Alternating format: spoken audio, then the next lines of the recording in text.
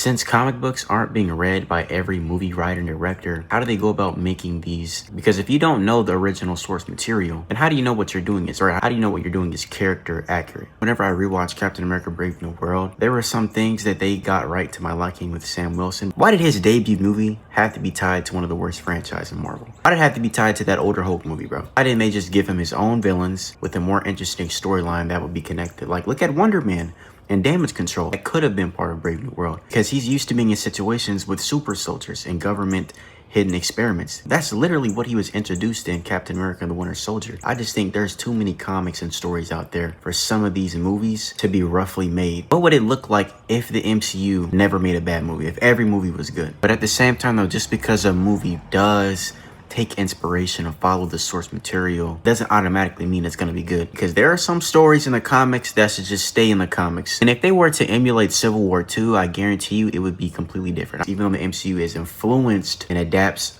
some of the comics, it's not a complete one-of-one adaptation. And I think it's that very reason why the MCU is unique in the way it is. I would say that about the DCU, but the DCU literally just started. Look at Thanos. I like with what they did with Thanos in the movies versus the comics. I'm not really fond of his whole obsession with death in the comics, even though that's a big part of his character. So all of this is really just subjective, bro. Some people would have wanted to see his obsession with death in the movie. Some people like me opt against it.